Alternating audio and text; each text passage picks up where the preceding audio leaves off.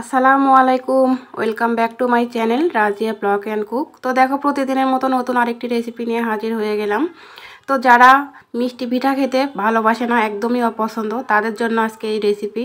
আর এটা হচ্ছে খুলনার ঐতিহ্যবাহী পিঠা, নুন গড়া পিঠা, ঝাল পিঠা অথবা নুনিয়া পিঠা, যে যেটাই বলেন না কেন। তো আমরা রংপুরের মানুষ, উত্তরবঙ্গের যারা, তারা অবশ্যই ঝাল পিঠা বলে এটাকে। তো এটা কিভাবে তৈরি করতে হয় সেটা তোমাদের সঙ্গে শেয়ার করব, এবং অনেক টিপস থাকছে তার সঙ্গে। যে কেউ এই ভিডিওটি দেখলে, একবার দেখলে তৈরি করে নিতে পারবে পারফেক্ট এই নুন গড়া পিঠা। তো চলো ভিডিওটি শুরু করা যাক। তো দেখো, ফ্রাই প্যানে আমি বড় মগ দিয়ে 1 মগ পানি দিয়ে দিয়েছি। তো এটা হচ্ছে 1.5 পোয়া মতো পানি। তো এখানে তারপর দিয়ে দিলাম পেঁয়াজ কুচি, বড় সাইজের একটা, আর 3-4টা কাঁচামরিচ কুচি করে তারপর দিয়েছি। এবং দেওয়ার পর যখন পেঁয়াজ আর মরিচগুলো হালকা নরম হয়ে যাবে, তখন আমি দিয়ে দেব আদা বাটা, রসুন বাটা এবং জিরে বাটা। তার সঙ্গে থাকছে স্বাদ মতো লবণ, এবং একটুখানি কালারের জন্য দিয়ে দেবো 1 চিমটি পরিমাণে হলুদ। তো আদা রসুন বাটাগুলো সব মিলিয়ে আমি 1.5 চা চামচের মতো এখানে দিয়েছি। তো তোমরা এর থেকে বেশি দেবে না, অবশ্যই কিন্তু গন্ধ লাগবে। তো পানিটা খুব সুন্দরভাবে ফুটে ওঠার পর আমি এখানে দিয়ে দেব 2 কাপ পরিমাণে আতপ চালের আটা। তো তোমরা চাইলে কিন্তু ময়দা দিয়েও এটা তৈরি করতে পারো। তো আমি বলবো অবশ্যই আতপ চালের আটা দিয়েই বানানোর জন্য, কারণ আতপ চালের আটা দিয়ে বানালে কিন্তু এই পিঠাটা অনেক মুচমুচে হয়। আর ময়দা দিয়ে বানালে কিছুক্ষণের মধ্যে দেখবে যে পিঠাটা চুপসে যায়। তো আমি এখন চেক করে দেখব আটাটা ভালোভাবে ফুটেছে কি না। তো যেরকম আমরা আতপ চালের আটা দিয়ে রুটি বানাই, ঠিক সেই রকম এটা কিন্তু একদম ফোটা পর্যন্ত অপেক্ষা করতে হবে। তো দেখো, ওগুলো নামিয়ে নেওয়া হয়ে গেছে। আমি একটা আলাদা প্লেটে ট্রান্সফার করে নিলাম। তো সেই প্লেটটার মধ্যে আমি একটুখানি আটা ছড়িয়ে দিয়ে ভালোভাবে কিন্তু এই ডোটা মুছে নিতে হবে। যত ভালোভাবে মুছে নেবে ঠিক ততটাই সুন্দর এই পিঠাটা হবে। তো প্রচুর গরম, এই জন্য আমি স্কিপ করে মুছে নেওয়াটা দেখাতে পারলাম না। তো দেখো, মুছে নেওয়া হয়ে গেছে। তো মুছে নেওয়ার পর আমি এটা 2 ভাগে ভাগ করে নিলাম, 2টা লেচি কেটে নিলাম। নিয়ে আমি বড় সাইজের একটা রুটি বানাবো, অর্ধেকটা দিয়ে, আর অর্ধেকটা দিয়ে পরবর্তীতে বানাবো। তো এইটা ভালোভাবে মুছে নেওয়ার পর তো আমি একটা পিঁড়ার সাহায্যে এই একটা বড় রুটি বানিয়ে নেব। তো এই পিঁড়াটার মধ্যে আমি একটুখানি আটা ছড়িয়ে দিলাম যাতে নিচে লেগে না যায়। দেওয়ার পর আমি আবারও ভালোভাবে কিছুক্ষণ মুছে নেওয়ার পর আমি একটা রুটি তৈরি করে নেব। তো আমার এই ভিডিওটা আবারও বলছি, যে কেউ একবার দেখলেই খুব সহজে এই পিঠাটা বানাতে পারবে। তো যারা মিষ্টি পছন্দ করে না, ঝাল ঝাল খেতে পছন্দ করে পিঠা, তাদের জন্য এই আজকের রেসিপিটা। তো দেখো, এই রুটির কতটা মোটা এবং কতটা পাতলা হবে সেটা তোমাদেরকে দেখিয়ে দিলাম। বেশি মোটাও না, বেশি পাতলাও না, মানে যত বেশি পাতলা করতে পারবে ততই পিঠাটা কিন্তু বেশি ফুলকো ফুলকো হবে।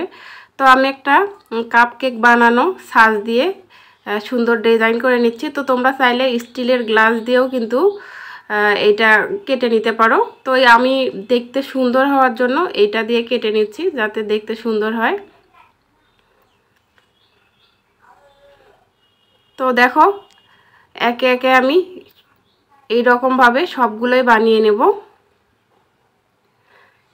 তো বন্ধুরা, আমি কিন্তু প্রতিদিন কিছু না কিছু ভিডিও দেওয়ার চেষ্টা করি, এবং কোনো শিক্ষা নিয়ে বা কোনো তোমাদেরকে উপকারে যদি আসতে পারি বা কোনো ভালো লাগা থাকে, অবশ্যই কিন্তু চ্যানেলটি সাবস্ক্রাইব করে আমার এই ছোট্ট পরিবারটার পাশে থাকবে। এবং যদি ভিডিওটি ভালো লাগে বেশি বেশি করে শেয়ার করে দিও, নিজে শিখবে এবং অন্যদেরকে শেখার সুযোগ করে দেবে। তো দেখো কতটা পাতলা হয়েছে। তো আমি একে একে এখন বাকিগুলো বানিয়ে নেব। তো দেখো, এইদিকে চুলায় একটা কড়াই বসিয়ে দিয়েছি, এটাতে আমি দিয়ে দিয়েছি পর্যাপ্ত তেল। তো এই তেলগুলো গরম হওয়ার পর আমি এই পিঠাগুলো একটা একটা করে দিয়ে দেব। তো অবশ্যই কিন্তু এই পিঠাটা ডুবো তেলে ভাজতে হবে, এবং চুলার আঁচটা অবশ্যই মিডিয়াম টু লোয়ের মধ্যে রাখতে হবে, তা নাহলে কিন্তু উপরটা লালচে হয়ে যাবে, ভিতরটা কাঁচাই থেকে যাবে। তো তো অবশ্যই কিন্তু মাথায় রাখতে হবে চুলার আঁচটা মিডিয়াম টু লো রাখতে হবে। তো এটা যখন পিঠাটা যখন হয়ে যাবে তখন দেখবে কিন্তু নিজে থেকেই তেলে ভাজা পিঠার মতো ফুলকো ফুলকো হয়ে যাবে। তো দেখো আস্তে আস্তে ফুলতে শুরু করেছে।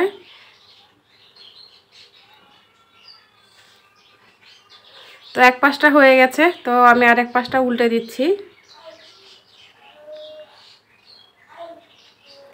এই পিঠাটা কিন্তু সেমাই বা পায়েসের সঙ্গে খেতে কিন্তু অসাধারণ লাগে।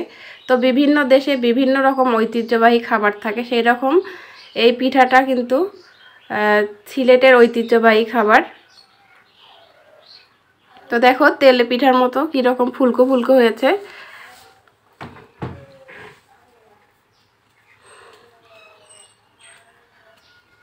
তো আমি এপিট উপিট করে খুব সুন্দরভাবে ভেজে নিয়েছি। নেওয়ার পর আমি এখন একটা একটা করে এগুলো উঠিয়ে নেব এবং বাকিগুলো আমি একইভাবে ভেজে নেব।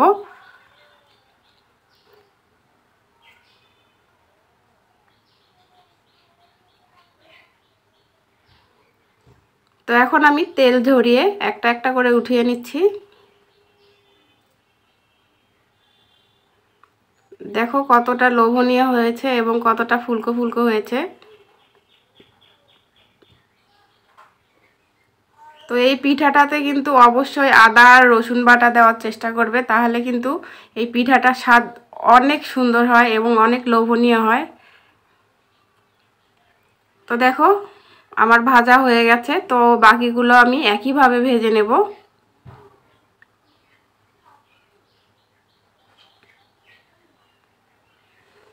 তো এখন আমি সবগুলো একইভাবে ভেজে একটা সার্ভিং প্লেটে তোমাদের সার্ভ করে দেখাচ্ছি। তো এই দেখো পিঠাগুলো কিন্তু সবগুলো বানানো কমপ্লিট হয়ে গেছে। তো যে কোনো নতুন মেহমান অথবা বিকেলের নাস্তা, সকালবেলা ব্রেকফাস্ট হোক না কেন, চায়ের সঙ্গে কিন্তু জাস্ট জমে যাবে।